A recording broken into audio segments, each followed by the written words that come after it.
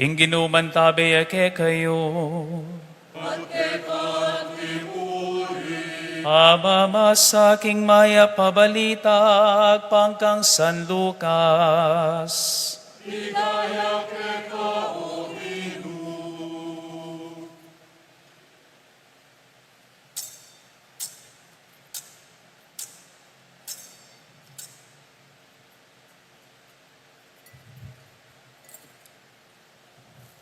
Inyang kanam na ng bulan ni Elizabeth,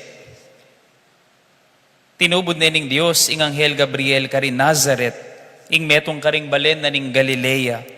At inyang balita para king meto nga babaeng makapangakong kasal, king meto nga lalaking milag yuan Jose, kay iba't king lahi ng aring David, Maria, ing lagyu ning babae. Di natangya kay ing Anghel at ngana, ing kapayapan manatili keka, ing ginuat syukeka at pepanwana na kang emunano.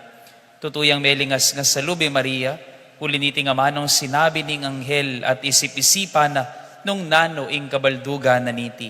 Nga na kaya ning Anghel, Maria, kami tatakutan, uling meging malam yalub ka ing Diyos.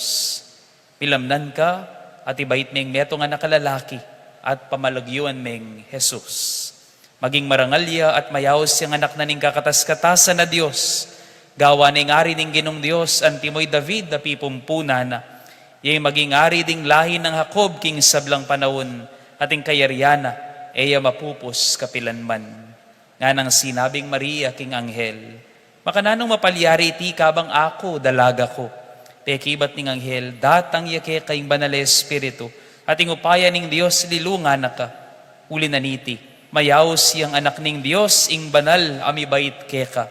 Lawan may Elizabeth a kamag-anak mo, sasabyan daring tao king ene mga anak, dapat ngeni kanam na ang yamang matuwane. Uli nga lang bage naapapalyarian ning Diyos. Alipa nako ning ginunga ng Maria, marapat sa kanako, antimo ing sinabi mo. At likwane ning Anghel.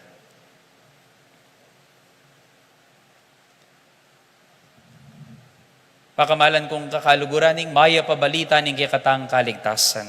Kapurian kay ka o Kristo. Kempong kalendaryo na ning Santa Iglesia, keti po king Pilipinas. Atin pong apatayaldo ay kamalyaring simba. Ating apatayaldo ay kamalyaring simba. At istong kasinimba, talang maragula kasasangkanan, metong yang mortal a kasalanan. Mumunang aldo, December 8, itingaldo ngayon ni ingawsan tamang Immaculate Conception, ingkutang, o ba't dakal bakanti, kareng luklukan tamo. Pakilawe po rin kasiping iyo, pota sasalikot laking lalam luklukan. Siguro may kipamiestano po nandin, king guagwa. December 8, ing mumuna. Kadwa, December 25, ingaldo ning kapanganakan ning ginutamang Isukristo, malyariya mo naman, itang 24 bengi. Isong sinimba kaking misang may tinis, you have already fulfilled your obligation on December 25. At katlo, ing January 1, aliwa po ing New Year, noon kapag masusyan, king solemnidad ng Maria, anting indu ning Diyos. Iting katlo, baluye po itang kapat, nano ya po yung kapat, a holy day of obligation. Itang kapat, yapining aldo, Domingo. Ingaldo Domingo is automatically a holy day of obligation. Inya alako pong katakas karening aldong obligasyon tamo anting katolikong Kristiyano. And today, how do we understand the Immaculate Conception? Panetamong sasabihan ni Maria, emi musingan pangakagli. Burikya mo pong ulit-ulitan ini. Ini pong Immaculate Conception, aliwaing pamangagli ng Maria, kang Jesus. Nuneing pangakagli ng Maria, kingat siya ng ima ng Maria, ay Santa Ana. Mi pangagli ang alang bakas kasalanan. In plain terms, walang bahid. Pinaglihing walang kasalanan. Immaculata, kula nga tamo, walang mancha, matingkad. Kaya talagang nagniningning ang liwanag ng Diyos. Bala mo metong yang bulan Maria, amaslag, maputi ang maputi, Immaculata. Inya talagang apapaslag na ing sala ning aldo, ayapi ni Kristo. Mary is the moon that reflects the light, fully reflects the light of the sun, who is Christ.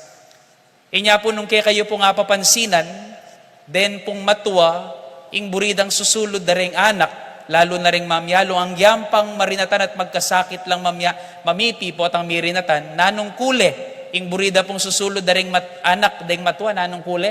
Kule maputi. Why? Because white reflects light. Eya makaing mikapaling anak, inyapin maputi, eya malisangan. Uling maputi niya, presko yung lalawan nali. Because white reflects light. Inya mababawas, ing pali adudog pa. King meto nga tao, potang maputi, ing susulod na. And that is the grace. That is unique only to Mary. Grasyang bukod mong kayami pagkalub, at ala king nino paman kay katamo. Kutang, nino mawari kay katamo, ingalang bakas kasalanan. Atin po ba kay kayong alang kasalanan? Magtas na mo pong gamat? Magbakanti ko pong meto nga pwesto kay ni retablo para kay kayo, nung bisa kayo. O palitan tayong kutang.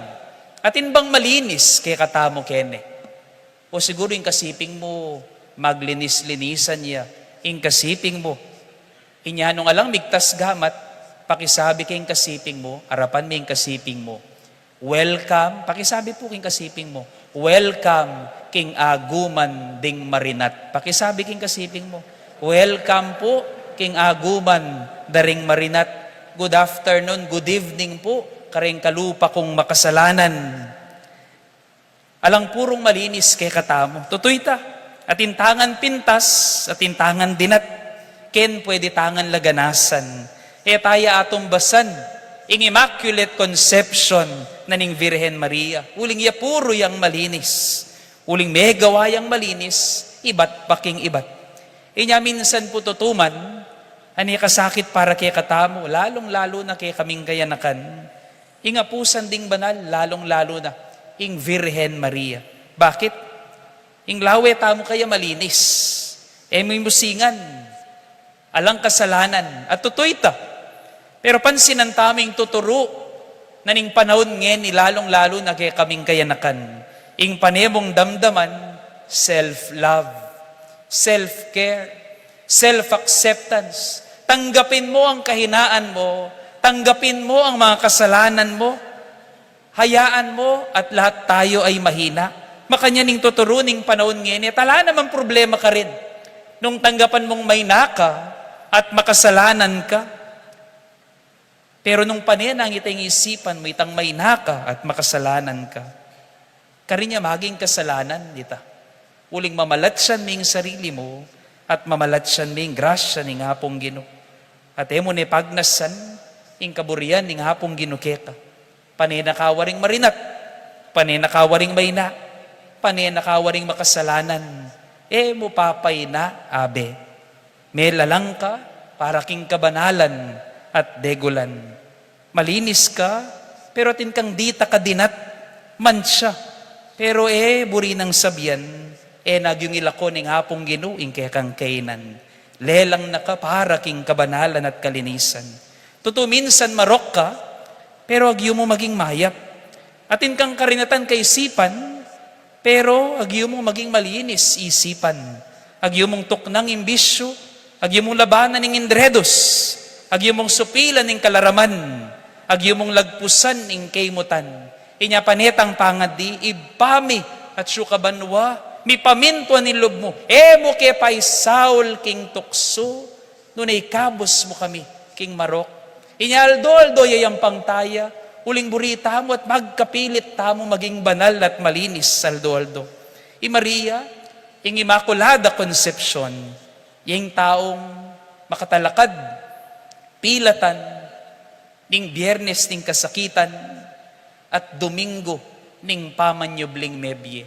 Pansinan niyo po, kapila ning aldo ning debosyon king Birhen Maria. Nano pong aldo? Aldo Sabado, first Saturday madalas. Uling yung Sabado, aldo yang makatalakad pila taning Biyernes at ning Domingo. Ing Biyernes ning kasakitan at Domingo ning pamanyubling miye. Ato ini, ing agyu tamong pakyapusan. Tutudakal tamong kasalanan, pero ing meto nga malinis sa tao, aliwa mo itangalang kasalanan. Ing malinis, itang emo uling mi emi musingan pangakagli. Malinis si Maria, emo uling alayang kasalanan. Malinis siya naman, uling makabuklat ya, king kaburian ning Diyos, na hanuman iti. Bala mo metong yang bond paper Maria, malinis.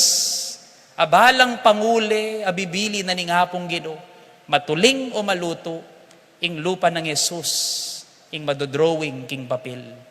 Maria metong yang papel na maputi, at nanuman kuling ibili mo, maging matsura. Noon lupa ng Yesus, ing lunto. Ing malinis, itang pwedingan kaya, itang makasadyaking nanumang datang, mabayat manomayan. Pila taning kanawan at kasakitan, manatili ang makatalakad, maminto at manusig king gaburianing Diyos. Ing taong malinis, kalupa ning Maria, aliwa mo itangalang kasalanan at alang sukal pilubluban. Nun itang mabiye ka panaligan, nampon ka pasalamatan, nano maning danasan, masaya o malungkot man. Ing taong malinis, aliwa itangalang kasalanan, nun itang taong agyo ng mibataking kasakitan, agyo ng pasalamat king kanawan.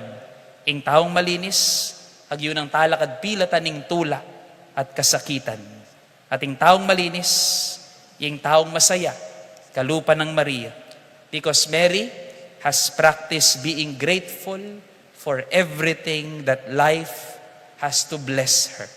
Nano maning datang, makasadyaya at mamintuya king kaburian ng Diyos. Nining taong malinis, itabangalang dungis, ali, ing taong malinis, tao yang emanayang ablas, tao yang Yesus suku, king kaplas. At king biye makanyan, karinya may bait, Kristong ginutamo. Amen.